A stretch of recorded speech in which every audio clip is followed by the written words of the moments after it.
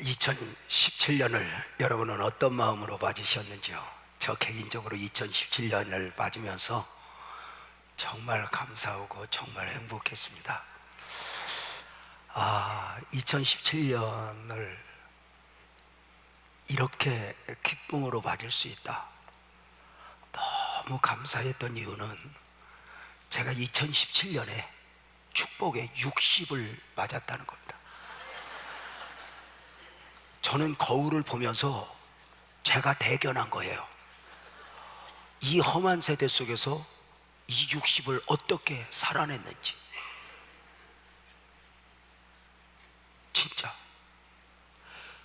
우리 딸이 화장대에서 이렇게 화장을 하고 있을 때 제가 우연히 머리를 빗다가 제가 우리 딸에게 물었어요.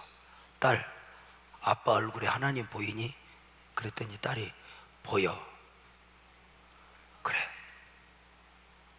아빠에게는 하나님이 보인다 그랬어요. 60이 되었다. 얼마나 큰 축복인지. 지나온 나날도 또 앞으로의 삶에 대한 기대도 있어요. 60이 되면서 교회를 개척하여 섬긴 지도 28년째가 되어가요. 그러하다 보니 이제 어느 모임을 가고 노회를 가고 공동체를 가보면 제 위로 보여지는 선배들보다는 아래로 보여지는 후배들이 점점 많아지는 것을 확인하게 돼요. 언제까지나 어리다 싶었는데, 어리게 살아도 되는 줄 알았는데, 그래서 때로 원망해도 불평해도 되는 줄 알았는데, 어느 날 책임져야 할 나이가 되어 있더라고요. 이렇게 이제 나이를 먹어가고 목회의 연수를 더하다 보니 가끔은 후배들 눈에 제가 좋아 보이나 봐요. 그래서 목회를 물어요. 부흥을 물어요. 선배, 교회가 어떻게 해야 부흥돼? 여러분, 목사님들이 얼마나 교회 부흥을 원하겠어요? 사업하는 분들이 사업 잘하고 싶은 것처럼, 도둑놈이 도둑들 잘하고 싶은 것처럼 얼마나 목회를 잘하고 싶어요. 그래, 이렇게 물어요. 선배, 어떻게 해야 목회가 잘 돼? 어떻게 해야 교회가 부흥돼? 잘 모르겠어요. 겸손이 아니라 정말 모르겠어요.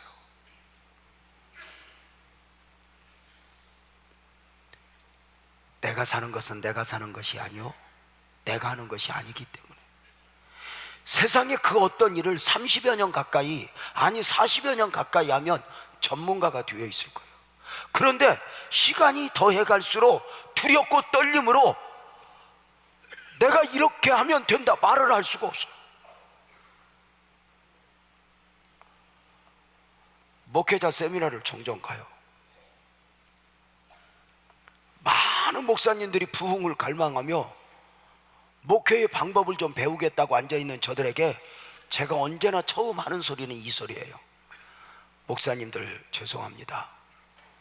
저는 사실 부흥을 말하는 목사는 아닙니다. 지금도 부흥을 모르겠습니다. 이렇게 고백합니다. 후배들이 선배, 어떻게 해야 목회가 잘 돼?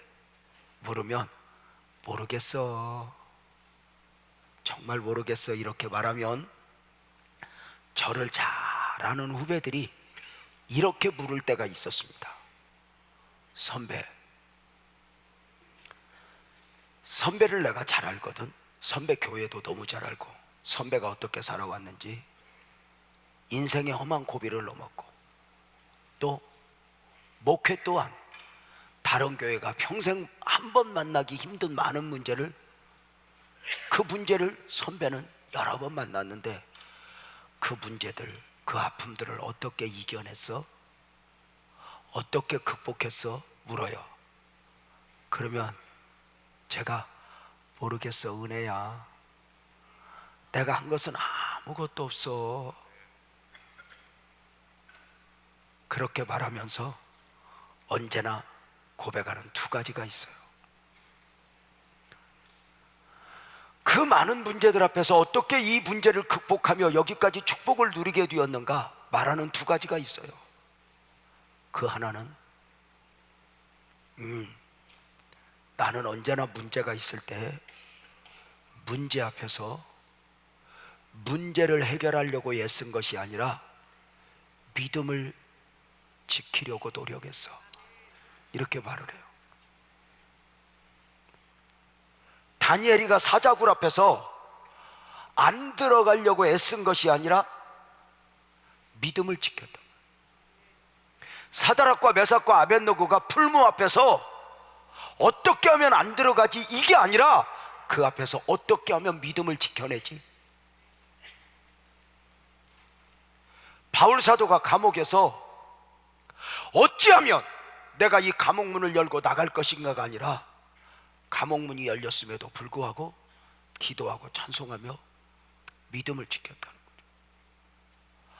안타깝게도 성도들을 보면서 느끼는 것은 그렇게 주 앞에 예배하고 기도하던 하나님의 사람들이 정작 문제를 만나면 문제 앞에서 어떻게 해결할까 허우적대면서 예배도 기도도 믿음에서 무너지는 경우를 봐요.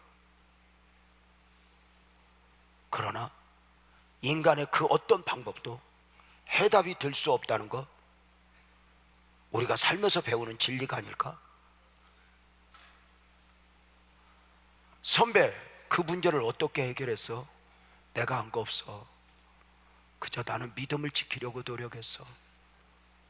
또 하나, 나는 내게 주신 은혜가 하나 있는데 내 삶이 얽힐 때, 내 삶에 문제가 있을 때 그 삶의 자리에서 언제나 내가 무엇을 원하지보다 하나님이 무엇을 원하지에 반응을 보였어. 얽힌 실타래를 풀어내기 위해서 아이가 몸부림을 치면 칠수록 실타래는 더 얽혀요. 그러나 어미가 잡으면 풀려요. 내 인생에 얽힌 실타래, 도대체 해답이 보이지 않는데 삶의 실타래, 내가 노력하면 노력할수록 결국은 골짜기 속에 빠지게 되었어요. 내 삶의 주인이신 하나님이 내 얽힌 삶의 실타래에 한 가닥을 잡고 풀어내온 것인가 아닌가? 물론 문제 앞에서 믿음을 지켰다 해서 문제 앞에서 하나님의 원하심이 중요한 사람으로 나는 누구인가 누구여야 하는가 반응을 보였다 해서 100% 그리했다고 고백할 수는 없어요. 때로는 저도 순간 믿음에서 무너지고, 때로는 순간 하나님이 원하는 나보다는 내가 원하는 나의 반응을 보이며 방황할 때도 있었지만 언제나 이 기준, 이 원리 안에서 하나님과 씨름을 하곤 했죠.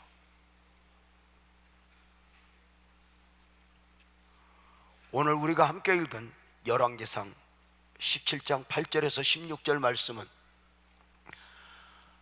저와 여러분들이 잘 알고 있는 소위 사르밧 과부, 사르밧 여인의 이야기입니다. 사랑하는 남편을 어느 날 졸지에 하늘나라로 보낸 이 여인, 하나밖에 없는 아들과 더불어 삶을 살아내기 위해서 몸부림을 치던 이 여인, 어느 날 이 여인이 모진 결심을 합니다. 죽자, 끝내자, 그만 살자, 포기하자, 자살하자 입니다. 왜요? 어느 날 가루통에 가루가 한 주먹 남아 있는 거예요. 한국식으로 표현하면 쌀통에 쌀이 한 주먹 남았다는 거예요. 한번 우리가 느낌을 가지고 이 말씀을 접근해 봅시다. 느낌상 그제도 배불리 먹었고 어제도 배불리 먹었는데 쌀통을 보니까 쌀이 한 주먹 남았겠어요? 아니면 그동안 굶다시피 했을 거야. 아니, 어미는 먹지도 못했을 거야. 그 사랑하는 아들 입속에 들어가는 거 겨우 보며 씨름하다 보니 쌀이 한 주먹, 가루가 한 주먹 남았을 거야. 어떤 느낌이에요? 어느 날 가루통에 빈통이, 한 주먹 남은 가루가 말없는 말을 해요. 너 아직도 희망 있니? 너 아직도 가능성 있니? 너 힘들걸? 그만 절망한 가운데 이 여인이 모진 결심을 해요. 죽자, 끝내자. 가루통에 한 주먹 남은 그 가루로 떡 만들어 먹고 마지막 만찬하고 우리 사랑하는 아들과 함께 죽어버려야겠다, 자살하겠다는 것인데, 성도님들 한번 물읍시다. 느낌상 이 어려운 가운데 인생을 포기하고 자살하겠다고 하는 이 여인, 오늘날로 말하면 교회 다니는 여인일까, 교회를 다니지 않는 여인일까? 여러분 생각은 어떠세요? 아마도 교회를 다니는 여인일 거예요. 왜요? 엘리야를 알아보고 엘리야 말씀에 순종하는 것 보면 교회를 다니는 여인일 거예요. 그런데 교회를 다니는 이 여인이 왜 죽어간다고, 죽겠다고 하는 것일까? 이 여인이 교회를 다니는 여인이었다면, 사랑하는 성도님들, 이 여인이 죽어야겠다 결정을 내리기까지 우리가 하는 만큼의 기도는 안 해봤을까? 금식은 안 해봤을까? 우는 것은 안 해봤을까? 하나님, 나는요, 우리는요, 몸부림은 안 쳐봤을까? 그런데 어느 날 죽자. 왜? 마치 하나님마저 나를 향하여 눈을 감은 것 같아. 아브라함에게는 하나님이요, 이삭에게는 하나님이요, 야곱에게는 하나님일지 몰라도, 아무개 장로님에게는 하나님일지 몰라도 적어도 나에게만은 아닌 것 같아. 세상의 많은 것들을 얽혀 도대체 가능성이 보이지 않는데 하나님마저 나를 향하여 눈을 감았다. 살아야 될 이유가 없었지. 죽자, 끝내자 결정을 하고, 오늘 말씀해 보면 기가 막힌 심정으로 나뭇가지를 줍고 있습니다. 나뭇가지를 왜 줍고 있겠어요? 나뭇가지를 하늘 주어 이 나뭇가지로 불 피워 한 주먹 남은 가루로 떡 만들어 먹고 죽겠다고 하늘 나뭇가지를 줍고 있는 거예요. 그 기가 막힌 현실, 그 기가 막힌 심정으로 하늘 나뭇가지를 줍고 있는데, 이 자리에 누가 나타났느냐면 엘리야가 나타났어. 아니, 갑자기 엘리야가 왜 나타났을까? 저를 그렇게 멍하니 보면 안 나오고 8절 9절을 보면 나와.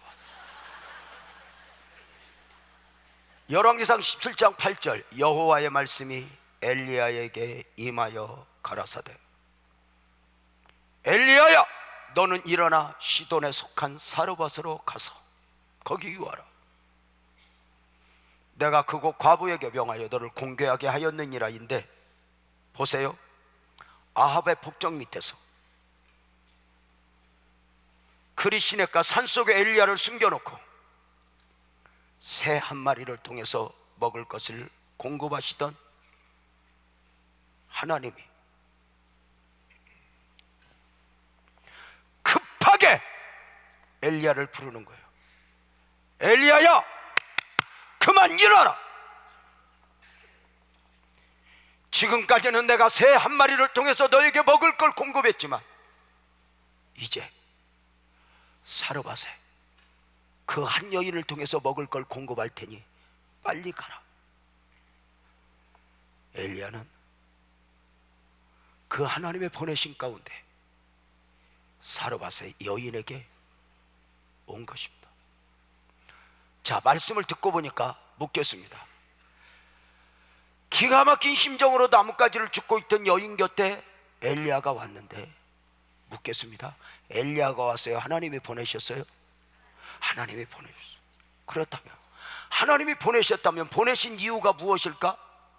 우리가 이미 말씀에서 보았던 대로 여인을 통해서 먹을 것을 공급하겠다는 것인데, 우리가 성경을 보면 이 성경에는 참 신기한 것은 보여지는 말씀에 보이지 않는 숨겨진 말씀을 담아 우리에게 주셨다는 거예요. 그래서 목사는 개인적으로 이 보여지는 말씀들을 묵상하는 가운데 밭에서 감자를 캐듯, 숨어있는 보석을 캐듯 한 주간 동안 말씀을 묵상했다가 이 말씀 속에 숨겨진 말씀을 찾아 하나님의 마음을 담아 품고 있다가 사랑하는 성도들에게 전하는 것이 큰 기쁨이에요. 내 생각, 내 마음이 아니라 하나님의 말씀, 하나님의 생각, 하나님의 말씀을 함께 전하면서 함께 울고 함께 일어나는 것이 얼마나 큰 감격인지 몰라요. 보여지는 말씀만이 전부가 아니거든요. 저는 우리 교회에서 성경을 가르치면서 이렇게 이야기해요. 우리는 성경을 믿는 사람들이 아닙니다. 우리는 성경을 믿는 사람들이 아니라 성경이 말하는 것을 믿는 사람들입니다. 그래, 성경이 말하는 것을 우리가 오해하면 교회가 교회 아닐 수 있고 복음이 복음 아닐 수 있습니다.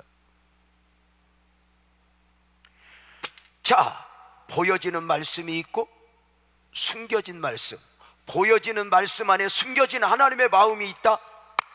엘리야를 여인에게 보낸 말씀에서도 똑같아. 여러분, 우리가 9절 말씀을 읽었더니 엘리야야, 빨리 사르밧으로 가. 내가 지금까지는 새 한 마리를 통해서 너에게 먹을 걸 공급했지만 여인을 통해서 먹을 걸 공급할 테니 가라. 여기서 우리가 의문점이 있어요. 보여지는 말씀 그대로 새 한 마리를 통해서 먹을 걸 공급하시던 하나님이 주의 종 엘리야를 여인에게 보내어 그 여인을 통해서 먹을 걸 공급하겠다는 것인데, 여기서 의문점은 보여지는 말씀만이 전부라면 하나님께서 과연 엘리야를 먹이기 위해서 이 여인에게 보내야 될 이유가 있었냐는 거예요. 왜요? 상식적으로 여인에게 엘리야를 보냈다면, 상식적으로 엘리야를 먹이는 것만이 목적이면 더 부자의 가정에 보내겠어요? 이렇게 한 끼밖에 없는 가정에 보내겠어요? 부자의 가정에 보내죠. 그런데 왜 이 한 끼밖에 없는 가정, 그 한 끼도 먹고 죽겠다고 하는 이 가정에 엘리야를 보내신 이유가 뭘까? 보여지는 말씀은 여인을 통해서 먹을 걸 공급하는 거지만 진짜 보내신 이유는 무엇일까? 크게 아멘합시다. 살리려고, 회복시키려고, 다시 시작하게 하려고, 다시 일어나게 하시려고 하나님께서 당신의 종 엘리야를 보내신 줄로 믿습니다. 저는 28년 전에 가난하고 적박한 땅 한국의 안산에 보냄을 받아 목회를 시작했습니다. 그 어려운 사람들과 함께 울고 함께 아파하며 지금까지 달려왔습니다.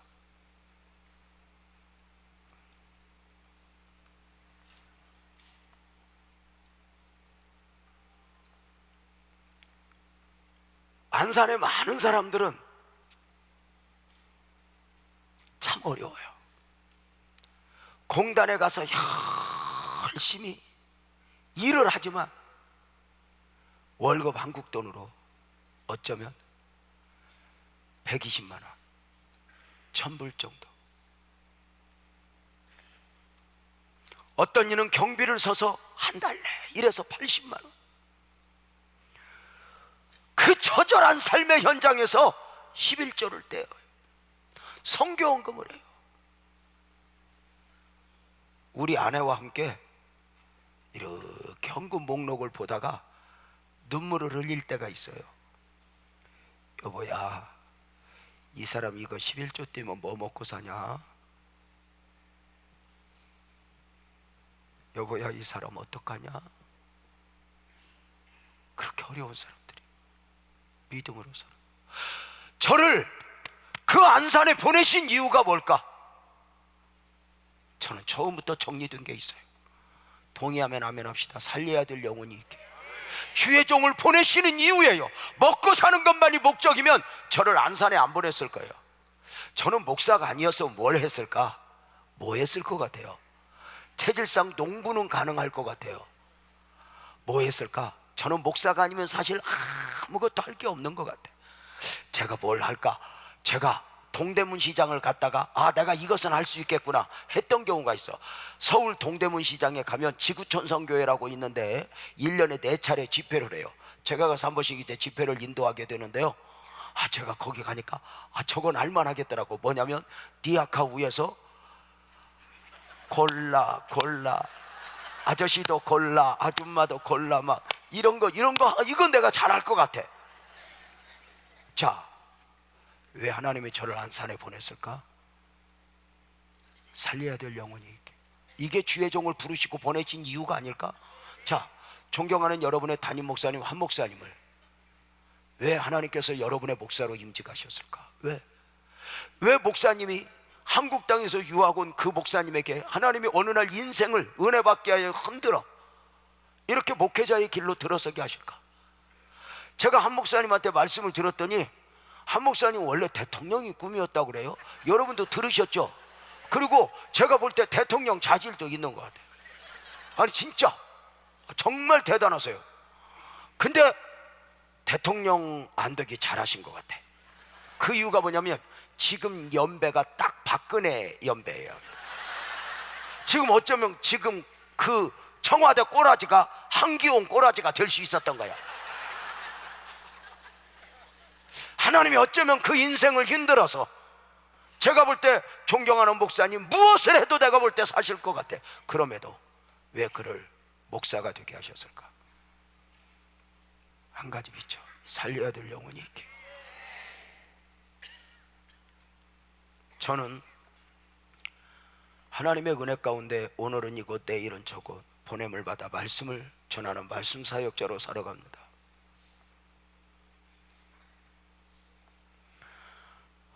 때로는 이렇게 다니는 것이 좋기도 하지만 때로는 너무 버겁고 힘들어.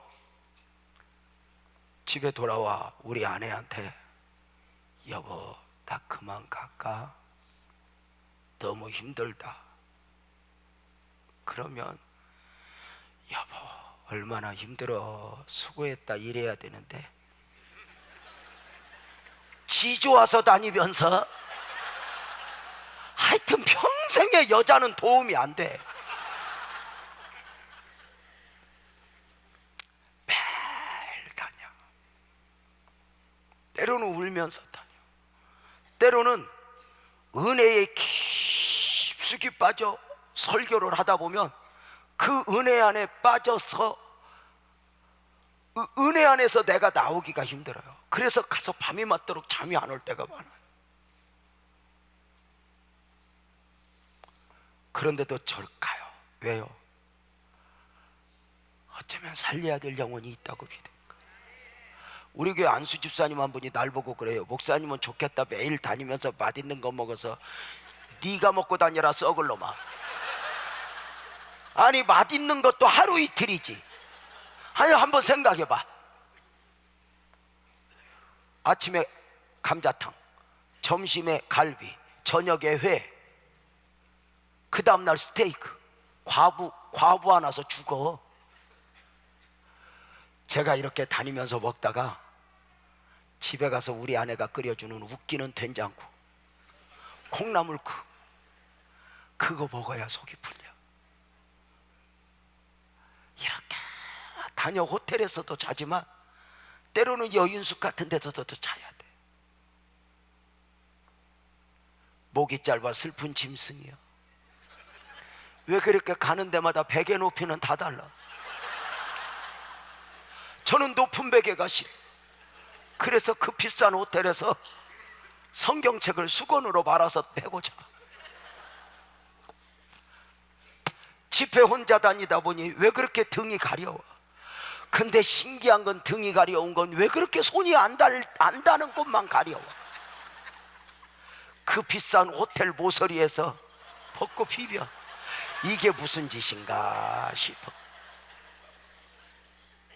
그러면서 또 가. 왜? 살려야 될 영혼이 있다고. 존경하는 목사님 선교지 하루가 벌다 오고 다녀. 가봐요. 얼마나 처절한지. 때로는 수천 명 교인 앞에서 설교하던 목사님이 10명 앉혀놓고 설교해야 돼. 그들이 먹는 음식 같이 먹어야 돼.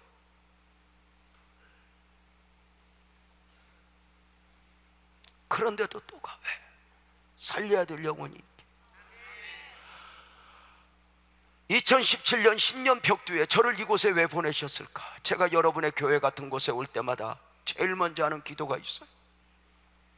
하나님, 저를 이번 주간에 이곳에 왜 보내셨어요?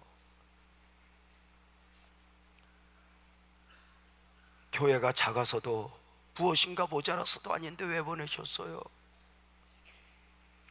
저를 보내신 이유를 제 눈으로 보게 해주세요. 하나님, 1000사람 만사람이 아니어도 누군가 그 한 사람, 누군가 한 영혼 살리기 위해서, 어떤 한 가정 일으키기 위해서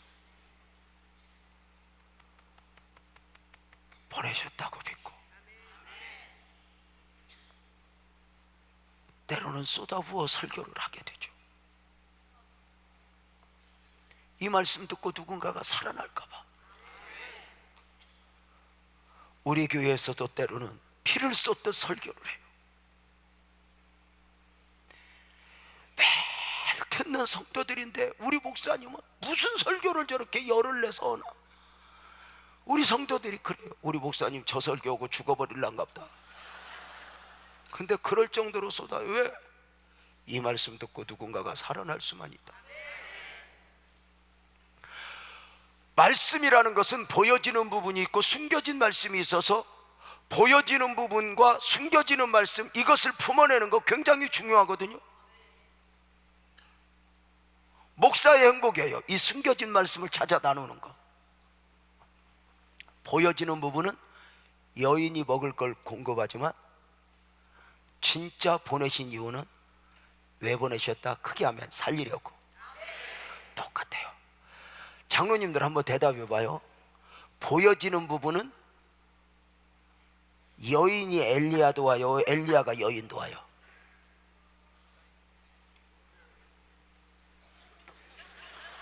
목사님, 장로님들 시험 안 봤어요?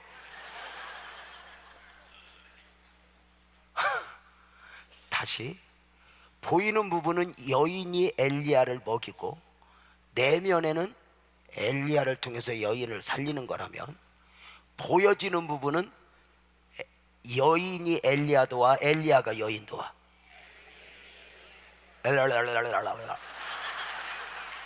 보여지는 부분은 먹을 걸 공급하니까 여인이 엘리야를 돕지.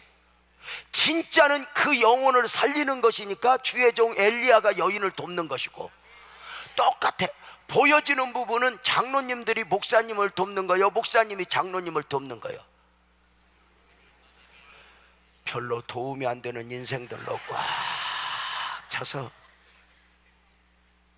보여지는 부분은 목사님 사역에 내가 동역자로 물질로 돕고 뭐로 돕는 것 같지만, 돕는 자의 마음을 가지고 있으면 어쩌면 여러분은 실수일 수 있어요. 만 가지 은혜를 받았으니 내가 무엇을 얼마나, 내가 때로는 헌금을 하고 때로는 선교에 동역하지만 실제로는 목사님을 통해서 내 영혼을 살리는 것이, 내가 무엇을 하면 얼마나 하겠어.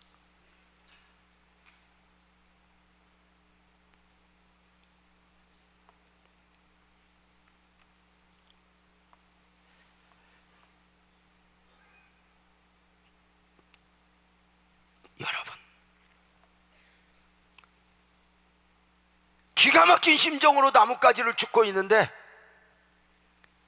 엘리야가 그 여인에게 이렇게 말해요. 여인아, 물 한 그릇 떠와라. 한국식으로 표현할게요. 사집사, 물 한 그릇 가져와. 사러 받고 와보니까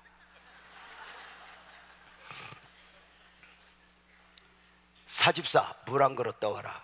그러니까 여인이 지금 자신의 상황이 어떤 줄도 모르고 물 떠오라고 하는 어떤 남자, 딱 보니까 엘리야 목사님이에요. 기가 막히니까 물 떠러 가요. 딴 놈 같으면 귀싸대기 한 대 맞았을 거예요. 네가 떠다 퍼먹어 이놈아. 너 내 심정 알아? 물 떠러 가요. 물은 쉬었겠어? 지금 나라가 몇 년째 가뭄인데. 기가 막힌 용으로 물 떠러 가는데 엘리야가 다시 불러요. 사집사, 물만 떠오지 말고 좀 떡 좀 한 그릇 만들어 갖고 와라. 내가 지금 산속에서 뛰어내려오느라고 너무 배가 고프니까 떡도 좀 만들어 가져와라. 그랬더니 물 떠러 가던 여인이 더 기가 막힌 거야. 그거 한 주먹 남은 거 떡 만들어서 마지막 아들하고 만찬하고 함께 자살할 계획을 세웠는데 벼룩의 간을 빼먹지? 이걸 가져오래. 물 떠러 가던 여인이 다시 엘리야에게 쫓아와서 그 가슴팍에 얼굴을 묻고 있는 대로 쏟아부어요. 엘리야 목사님, 어디 갔다가 몇 년 만에 나타나셨어요? 엘리야 목사님, 우리 남편 죽었을 때 왜 안 왔어요? 우리 남편 장례식 때는 왜 안 왔어요? 우리 집 사정 아세요? 우리 아들 노예로 팔려가게 생겼어요. 가루통에 가루 한 주먹 남았어요. 우리 이거요 먹고 우리 아들하고 자살하려고 그랬어요. 그래 나뭇가지를 줍고 있어요. 나 이거 나뭇가지 풀 피워서 떡 만들어 먹고 우리 아들하고 죽을 계획을 세웠는데 벼룩의 간을 빼먹지 그거 한 주먹을 떡을 만들라고요? 해도 너무하는 거 아니에요? 엘리야 목사님 막 우니까 엘리야 목사님이 그 소리를 듣더니 우리식으로 표현할게 한번 따라해서 봐요. 그래도 가져와. 이야, 엘리야 진짜 독한 거 같지 않아? 아니 어떻게 그래도 가져와 이렇게 할 수가. 나 같으면 어떻게 했을까요? 여러분 한번 맞춰봐요. 예를 들어서 우리 교회 집사님 권사님한테 권사님 이번에 선교지에 좀 가야 되는데 선교 헌금 좀 해. 이렇게 떡 한 조각 헌금해. 이랬어요. 그랬더니 그 집사님이 막 내게 쫓아가서 있는 대로 퍼부었다고. 봐봐요. 담임 목사님, 우리 집 사정 알아요? 맨날 부흥회만 빨끌빨끌거리 다니고, 응? 설날에 미국이나 날라가서 온갖 호사 다 누리고, 우리 집 사정 알아요? 우리 집 와봤어요? 우리 남편 실직한 지가 몇 년인 줄 알아요? 나요 가루통에 가루 한 주먹 남았어요. 그거 먹고 죽으려고 그랬어요. 해도 너무하는 거 아니에요? 그리고 막 개퍼보면 나는 어떻게 했을까? 1번 맞춰봐요. 그래도 가져와. 1번. 2번 미안해, 내가 그 사정 몰랐지. 내가 어떻게 알았겠어. 그렇게 힘들게 사는 걸 내가 어떻게 알았겠어. 미안해. 계획대로 가서 먹고 죽어. 2번. 여기 설교하고 있는 목사님은 1번, 2번. 1번 그래도 가져와. 만약에 여러분의 목사가 목사로서 1번만 외칠 수 있다면 목사도 살고 교회도 살아. 그러나 어느 날부터인가 목사가 그리하기 쉽지 않아. 왜 그럴까? 솔직히 여러분 물어봅시다. 성도로서 여러분은 1번 목사가 좋아, 2번 목사가 좋아? 하지 말고 제대로 대답해봐요. 인정사정 없이 11조 대 헌금에 이런 목사가 좋아? 아니면 2번? 힘들죠? 어렵죠? 얼마나 사느라고 애쓰세요. 주님 살아계셔요. 위로받고 힘내세요. 주님이 여러분 사랑합니다. 회개할 것도 없어요. 그냥 사는 것도 힘든데 뭔 회개예요. 그러니까 여러분, 이런 1번 목사가 좋아, 2번 목사가 좋아? 안타깝게도 말은 1번이라고 하지만 전부 2번 목사가 좋아. 설교 듣다가 조금만 마음에 안 들면, 억센 소리 들리면 나 들으라고 그랬구만, 나 들으라고 했구만. 아니, 내가 목사로서 우리끼리 하는 말이지만 그럼 지 앉혀놓고 지 들으라고 하지 누구 들으라고. 아니, 이 많은 사람 앉아서 나 들으라고 했으면 그거 감동 아니야? 아니, 그럼 앉혀놓기는 자기들 앉혀놓고 선풍기 들으라고 설교해? 아니, 그거 들으려고 온 거 아니야? 신기한 건 학교 가서 공부하러 가서 공부 안 하는 놈하고 들으러 와서 안 듣는 거하고 똑같아. 오늘날의 많은 목사와 성도들이 타협을 봤어. 어느 날 목사는 하나님이 주신 메시지를 전하는 게 아니라 성도들의 형편, 성도들의 사정을 살피다가 저들이 받을 수 있는 말씀만 전해. 성도들은 무리한 요구하지 마시오, 내가 알아서 할게, 위로만 해주시오, 그래. 그러면서 강단이 죽어가고 어느 날부터인가 회중이 죽어가. 성령이 역사하실 이유가 없어져. 제가 우리 성도들에게 이야기해요. 예배당에 와서 찔찔 울고 위로만 받지 말라고. 말씀을 받는 중에, 기도를 받는 중에 크게 하면 합시다. 세상을 이길 힘을 공급받으라고. 세상에서 믿음으로 살 능력을 품에 안으라고.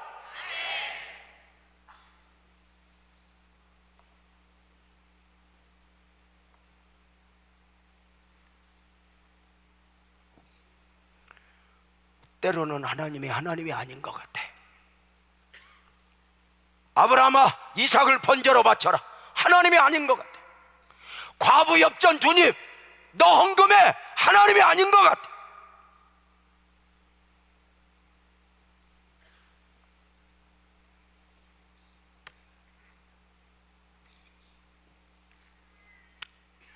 사랑하는 여러분,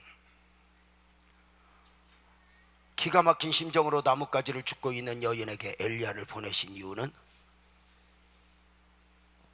무엇이라고요? 뺏어 먹으라고, 아니면 살리려고? 살리려고. 아멘. 여인을 향하여 눈을 감은 듯 여인이 어렵고 힘들어도 외면하시던 하나님이 어느 날 보니까 진짜 죽으려고 하자.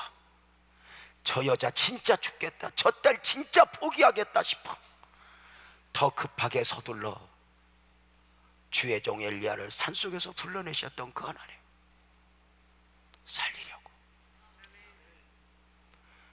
근데 사실 나는 좀 하나님이 마음에 안 드는 게 있어. 내가 하나님을 믿고 하나님 종으로 이렇게 다니지만 하나님 방식이 좀 마음에 안 드는 게 있어. 여러분 한번 물어봅시다. 이왕 살리러 보냈으면 살리는 것부터 하면 좋겠어, 뺏어 먹는 것부터 하면 좋겠어? 아니, 괜찮아, 대답 좀 해봐. 에? 그렇지. 살려주면 우리가 어련히 알아서 할까? 아니 살려주면 우리가 어련히 알아서 하겠어? 여러분, 뺏어 먹고 축복하시면 좋겠어? 축복하신 뒤에 우리 보고 알아서 하라고 그러면 좋겠어? 근데 하나님 방식이 마음에 안 들어. 하나님은 살리는 것부터 해요, 뺏어 먹는 것부터 해요? 뺏어 먹는 것부터 해요. 왜? 절대 원리가 있어. 따라서 해봐요. 구원은 값없이, 축복과 응답은 심게 하신 가운데 원리입니다. 그래서 가난할수록 심어, 어려울수록 심어. 인생이 꼬일수록 네가 무엇을 원하느냐, 네 필요에 매이기보다 하나님이 무엇을 원하느냐의 반응을 보여야 되는 이유가 뭘까? 우리는 늘 내 입장에서 헤매. 어렵거든요, 힘들거든요, 곤란하거든요. 근데 주님이 아셔.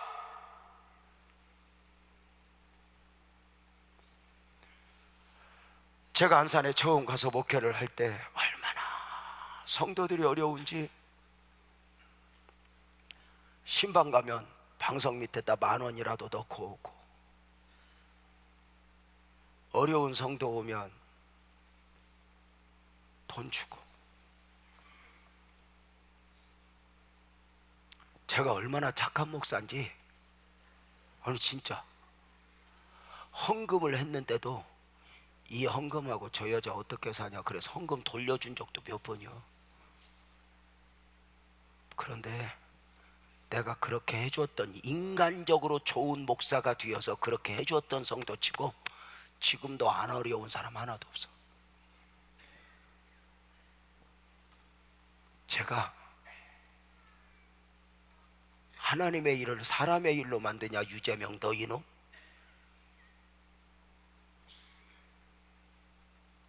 제가 그 뒤로 어려울수록 헌금하라고 그래.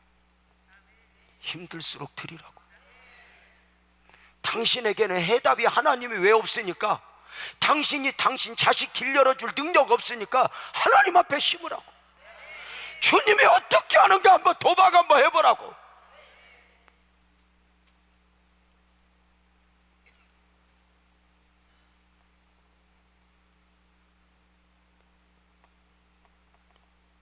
그렇게 쏟아붓는 성도들이 한 걸음 한 걸음 일어나는 걸 보며, 집 한 채 살 때, 자동차 하나 살 때, 회사 덮여갈 때 보면 제가 푹 떨 정도로 좋아. 여러분, 사실 목사가 때로는 독하게 헌신해라 11조해라 요구하지만, 여러분 목사 마음 알아? 여러분 일이 좋은 일이 있을 때 잘 사심없이 좋아하는 사람이 둘이야. 누구? 하나는 친정엄마고 하나는 담임 목사님이야. 여러분이 큰 집 사놓고 이렇게 식구들 초대해봐. 그러면 친정엄마는 저 학고방에 살면서도 와서 그래. 고맙다. 잘 살아줘서 고맙다 딸. 고마워 딸. 잘했다. 그래. 이게 친정엄마야. 친정언니는 안 그래. 속으로 처녀 때는 별짓 다 하고 살더니 담임 목사님 똑같아.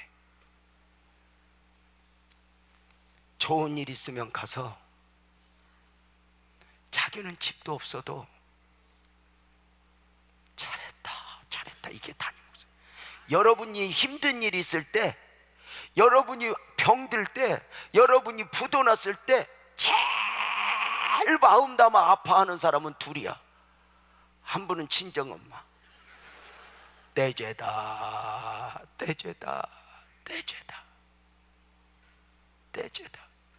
친정언니는 안 그래. 동생아 힘들지? 그렇게 위로하는 것 같다가 나 잠깐 전화하고 올게. 가서 너 밥 먹었냐? 아들한테 전화해. 담임 목사님, 여러분이 부도날 때, 여러분이 병들 때 내가 기도 안 해서 그런가? 내가 주님 뜻대로 안 살아서 제가 병들었나? 우는 게 목사예요. 그 목사가 여러분에게 헌신을 요구할 때는 못돼 먹어서 그래? 인정이 없어서 그래?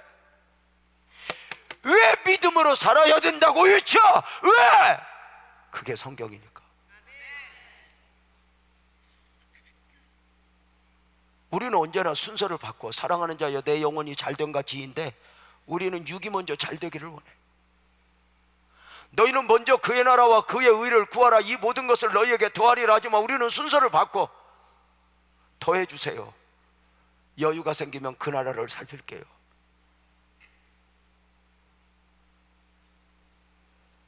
엘리야는 독하게 그래도 가져와.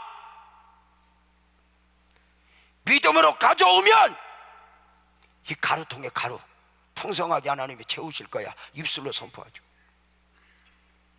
결과가 어떻게 나타났을까? 15절 16절 한번 봐봐요. 사르밧 여인이 가서 엘리야의 말대로 하였더니, 잘 들어봐요. 하나님 말씀대로 하였더니가 아니라 엘리야의 말대로 하였더니야. 이게 많은 사람들이, 이게 실수하는 것 중에, 성도들이 실수하는 것 중에 하나가 바로 무엇이냐면, 하나님 말씀에 순종하겠다고 하면서 주의 종 말을 판단해. 근데 하나님의 음성은, 하나님의 음성이 직접 들리는 것이 아니라 주의 종을 통하여 선포되어지는 말씀 가운데 하나님의 음성이 들리는 거거든. 근데 성도들이 이렇게 이상한 게 자꾸만 말씀을 신령하게 들으려고 그래. 주시옵소서, 주시옵소서. 주님 강대상 통한 거 말고 직접 주시옵소서. 산신령같이 와 다사 최명아 거의 그렇게 듣는 건 헛것 본 거예요. 아니, 우리 교인이 자꾸 꿈꾸고는 꿈이 이게 무슨 꿈이니?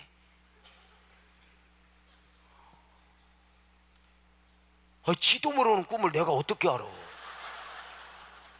내가 하는 말이, 그 꿈 말미에 개 한 마리 안 지나가대?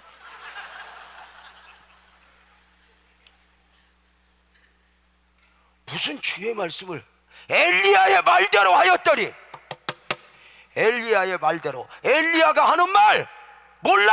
하나님의 말씀인지 사람의 말인지 몰라. 그러나 그 말대로 하였더니, 그 말대로 하였더니, 이게 신앙이야. 어느 날부터인가 강단에 들려지는 말씀이 하나님의 말씀으로 들려지는 거예요. 이게 아주 중요한 거예요. 이 강단은 여기가요, 거룩한 자리요. 사실 우리 교회는 원칙이 하나 있어. 강단 와서 설교하는 모든 메시지에는 노타치요. 장로님들도 우리 안에도 노타치요. 설교를 뭐 길게 하든지 피곤해서 짧게 하든지 강단은 노타치요. 여기는 하나님의 권한이야.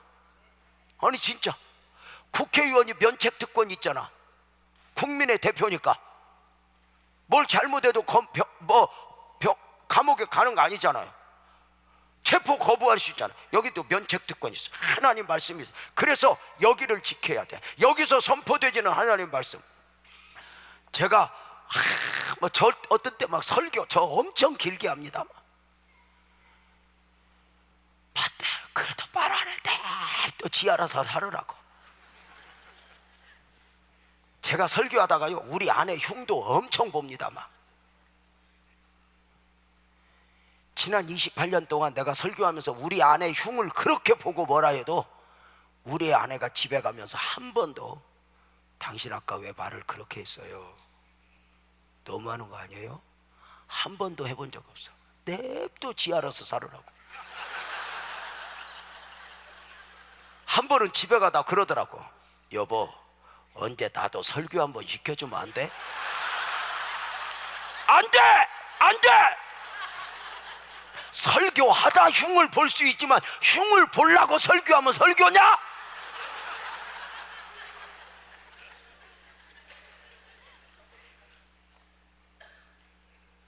때로는 말씀이 내게 마음에 안 들어. 말씀이 때로는 충돌을 일으켜. 내 삶은 바닥인데 왜 그렇게 요구하는 것 많아. 그래서 하나님마저 비워, 목사님도 비워. 그럴수록 내 안에서 성령은 네가 아멘해라, 순종해라. 왜? 16절 말씀 한번 봐봐요. 16절 말씀, 여호와께서 엘리야로 하신 말씀같이, 한 절 더 지나가니까 딱 엘리야의 말대로 순종했는데 엘리야로 하신 말씀같이. 보여지는 부분은 목사를 통해 선포되어지는 것지만 그것이 하나님 말씀이었어. 그 말씀같이 통에 가루가 다하지 아니하고 병에 기름이 없어지지 아니하니라. 아멘 해봐요. 말씀대로 되었어. 말씀의 선포대로 되어서 이것을 믿어야 돼. 존경하는 목사님이 가슴에 손을 얹으세요.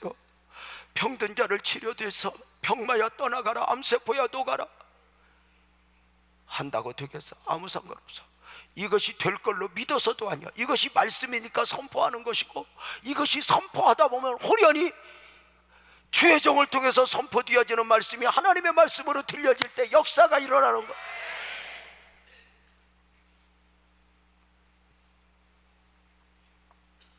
주의 종의 선포대로 말씀대로 이루셨던 하나님. 여인이 어려울수록 순종해야 했던 이유가 뭐야? 오늘이 아니야. 나라가 앞으로 몇 년째 가뭄인데 앞으로는 또 어떻게 살아내? 남보다 쌀통에 쌀 한 주먹 더 있다고 부자여?